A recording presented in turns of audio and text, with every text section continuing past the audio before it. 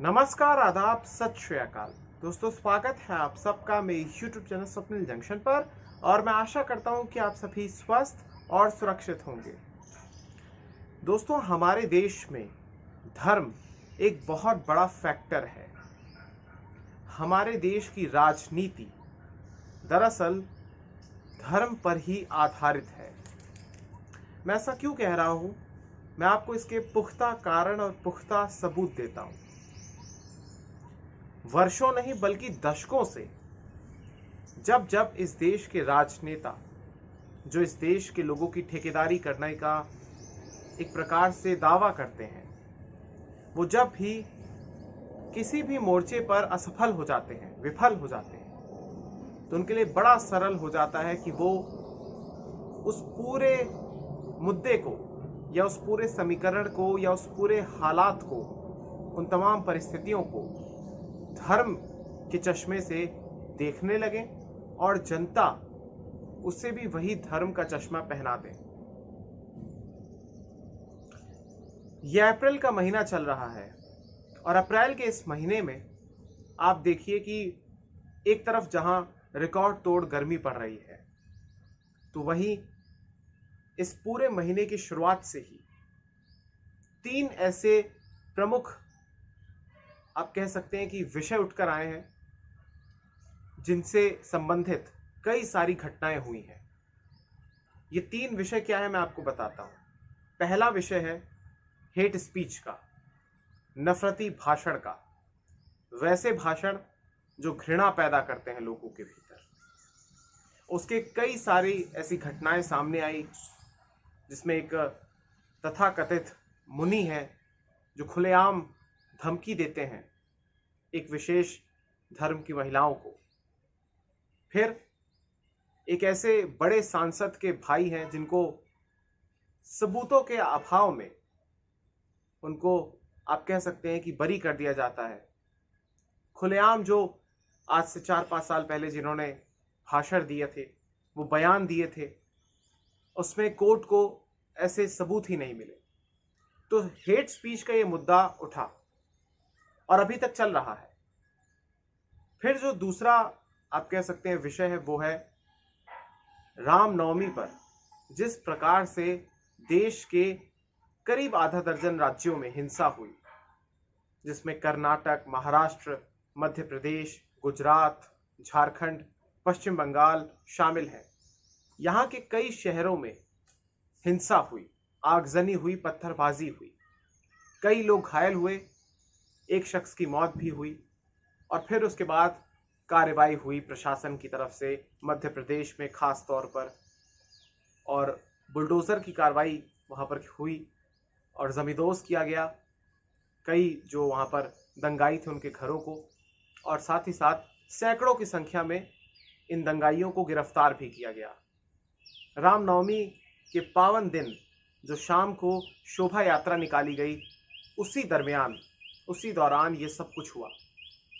फिर एक और विषय उठकर आया है जो कोई नया विषय नहीं है, और ये तमाम विषय जो हैं ये कोई नए विषय नहीं है। ये आप कह सकते हैं कि कई वर्षों से, कई दशकों से इस देश के भीतर है और इन पर कुछ भी एक्शन नहीं होता। इसीलिए इन लोगों के, ऐसे लोगों के हौसले बढ़ जाते हैं। जो तीसरा, आप कह सकते हैं, विषय है, वो है अजान बनाम हनुमान चालीसा। अजान आप सब जानते हैं कि 5 बार मस्जिदों से लाउड स्पीकर के माध्यम से अजान दी जाती है। उनको कॉल दिया जाता है मुस्लिम धर्म के लोगों को कि वो मस्जिदों में आए, उनकी नमाज का वक्त हो गया है। और इसका एक लंबा, आप कह सकते हैं, इतिहास भी रहा है और इसको लेकर एक लंबा विवाद भी रहा है। और वो विवाद ये है कि जो लाउड स्पीकर से अजान दी जाती है वो ध्वनि प्रदूषण फैलाती है, उससे काफ़ी लोग डिस्टर्ब होते हैं, परेशान होते हैं। तो ये चीज़ लाउड स्पीकर से नहीं होनी चाहिए। अब इसके काउंटर में क्या हुआ? काउंटर में ये हुआ कि हनुमान चालीसा, कुछ हिंदू संगठनों के द्वारा हनुमान चालीसा का पाठ किया गया, हनुमान चालीसा लाउड स्पीकर से चलाई गई और ये कहा गया, काउंटर आर्ग्यूमेंट, कि अगर 5 वक्त की नमाज के लिए अजान दी जाएगी तो फिर हनुमान चालीसा भी 5 बार बजाई जाएगी। यानी यहाँ पर एक जो प्रमुख कारण है ध्वनि प्रदूषण, एक बहुत बड़ी समस्या। हम लोग अक्सर ये सोचते हैं, वैसे तो हमारे देश में वायु प्रदूषण, जल प्रदूषण, इन्हें भी ज़्यादा मान्यता नहीं दी जाती। लोग सोचते हैं, लोगों का एटीट्यूड ऐसा होता है कि अरे छोड़ो यार, पानी तो पी ही रहे हैं, हवा तो ले ही रहे हैं, पैसा कमाना है हम लोगों को। तो फिर ऐसी स्थिति में, ऐसी मानसिकता के साथ ध्वनि प्रदूषण को तो कहीं लोग समझेंगे। लेकिन फिर भी कुछ लोग ऐसे हैं जो ध्वनि प्रदूषण को बड़ी ही गंभीरता के साथ लेते हैं। और लेकिन काउंटर आर्ग्यूमेंट आप देखिए कि ध्वनि प्रदूषण को समाप्त करने के लिए या उसको कम करने के लिए कोई प्रयास नहीं किया जा रहा, बल्कि उसके काउंटर में ही एक प्रतिस्पर्धा शुरू की जा रही है। यानी एक बहुत बड़ी बात यह है कि अगर एक विशेष धर्म के लोग लाउड स्पीकर का उपयोग करके अगर गंदी आदत या प्रदूषण फैला रहे हैं, तो उसके काउंटर में वही चीज हो रही है। यानी कोई भी, दोनों साइड से कोई भी तर्क के साथ नहीं सोच रहा, केवल अपने आप को श्रेष्ठ या एक दूसरे से श्रेष्ठ, एक दूसरे पर डोमिनेट करने के लिए वो इस तरीके के हथकंडे अपना रहे हैं। ऐसे में बड़ा सवाल यह है कि ये विवाद रुकेगा कहां? जब तक देश में या दुनिया में धर्म और राजनीति अपने अपने मार्ग पर चलती रहती है, तब तक किसी भी देश का विकास होता है। लेकिन जब भी राजनीति में या कह लीजिए कि धर्म पर सियासी रंग चढ़ जाता है, तो फिर वो देश विकास से विध्वंस की तरफ बढ़ जाता है। हमारे देश में ठेकेदारी करने वालों की या ठेकेदारी लेने वालों की कमी नहीं है। कोई धर्म का ठेकेदार बनता है, कोई राजनीति का ठेकेदार बनता है, कोई महापुरुषों का ठेकेदार बनता है और कोई आपका ठेकेदार बनता है। और इन तमाम चीजों में पिस्ती कौन है, पिसता कौन है? आम आदमी पिसता है, जनता पिसती है। मैं और आप जैसे लोग पिसते हैं, जिनको शायद अपनी रोजमर्रा की जिंदगी से ही फुर्सत नहीं है। हम सब अपने कामों में व्यस्त हैं, लेकिन जिनका काम ही है नफरत फैलाना, जिनका काम ही है दो धर्मों के बीच द्वेष पैदा करना, चाहे उपकरण के माध्यम से, चाहे भजन के माध्यम से, चाहे अजान के माध्यम से, चाहे दंगा करने के माध्यम से, चाहे नफरती भाषण फैलाने के माध्यम से, ऐसे लोगों का क्या किया जाए? तो यहां पर सबसे पहले मेरा ऐसा मानना है कि एक सोल्यूशन ये होना चाहिए। मैं शुरुआत से ज्यादा इसको लाग लपेट के नहीं कहूंगा, सीधी बात करूंगा, सत्य बोलूंगा। और मैं मानता हूं कि शायद बहुत सारे लोगों को ये बात पसंद भी ना आए, लेकिन सबसे पहले मेरा ऐसा मानना है कि इस देश के भीतर जो लंबे समय से मांग हो रही है कि हेट स्पीच को लेकर एक आधिकारिक, एक विशेष धारा होनी चाहिए, हेट स्पीच को लेकर वो तुरंत तत्काल प्रभाव से बनाई जानी चाहिए। और ताकि ये जो इस प्रकार के लोग हैं, फिर चाहे किसी भी बड़े नेता का भाई हो, सांसद का भाई हो, सांसद खुद हो, मंत्री हो, विधायक हो, पार्षद हो, कोई भी शख्स हो, धर्मगुरु हो, कोई भी हो, किसी को भी ऐसे नफरती भाषण फैलाने का, देने का कोई अधिकार ना हो। ये पहली एक मांग है। फिर ये जो लाउड स्पीकर को लेकर ये पूरा का पूरा विवाद हो रहा है, हनुमान चालीसा बनाम अजान, इसको लेकर माननीय इस देश के जो न्यायालय हैं उनको हस्तक्षेप करना चाहिए। ये लोगों के बस की बात नहीं है। लोगों का इतना विवेक नहीं होता, लोगों में इतनी सहनशीलता कह लीजिए, लोगों में इतनी शक्ति नहीं होती, इतनी बौद्धिक क्षमता नहीं होती कि वो इस पूरे मसले को, आप कह सकते हैं कि विवेक के साथ और तर्क के साथ और शांति से बैठकर इसका समाधान करें। तो ये, क्योंकि ये बहस से ही शुरू हुआ है विवाद। आप देख सकते हैं कई जगह कई न्यूज चैनल्स पर एक ये राइवलरी बन गई है, एक ये ऐसा लग रहा है जैसे प्रतिस्पर्धा हो रही है और पूरा मसाला उसमें डाल दिया गया है ताकि नफरत परोसी जाए सबको। इसलिए बहुत ज़रूरी है कि हमारे देश के जो न्यायालय हैं, जो अदालतें हैं, और प्रमुख तौर पर अगर सुप्रीम कोर्ट ने अगर इसमें स्वतः संज्ञान लेकर अगर इसमें एक निर्णय, अगर वो एक आदेश देते हैं, तो ये सबसे उपयुक्त होगा और सबसे बेहतरीन होगा। क्योंकि लोग नहीं कर पाएंगे, धर्म के ठेकेदार और राजनीति के ठेकेदार अपने अपने हितों को साधते हुए राजनीति की रोटियां सेकेंगे, धर्म की रोटियां सेकेंगे, शॉर्टकट अपनाएंगे कि किस प्रकार से सियासत पे जाया जाए।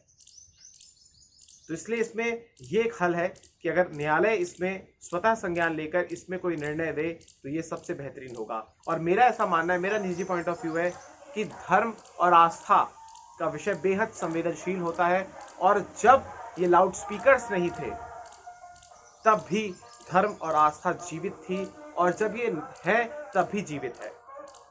तो ऐसे में ये लाउड स्पीकर्स चाहे कहीं भी लगे हों, मंदिर, मस्जिद, गुरुद्वारा, गिरजाघर, सब जगह बंद होनी चाहिए। और ना सिर्फ धर्म के या शोभा यात्राओं के या धार्मिक यात्राओं के दौरान जो ये लाउड स्पीकर्स यूज किए जाते हैं ये बंद होने चाहिए, बल्कि जो चुनावी रैलियों में लाउड स्पीकर्स लगाए जाते हैं वो बंद होने चाहिए।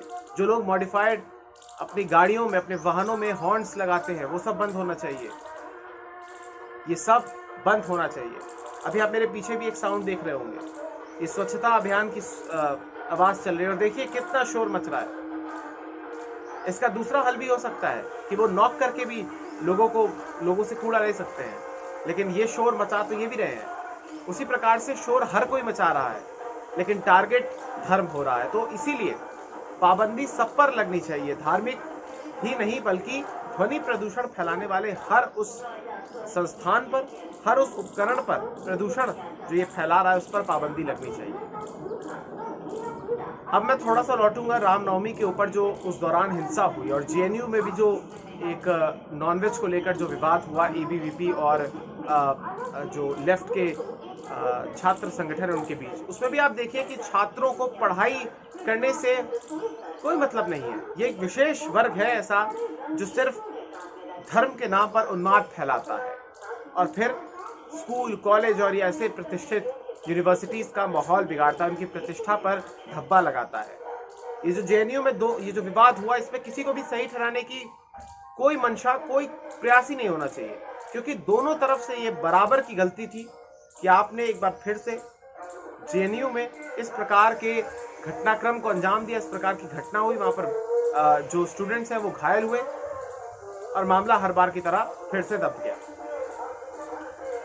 रामनवमी के दिन जो देश के कई राज्यों में हिंसा हुई, उसमें आप देखिए कि एक सेट पैटर्न था।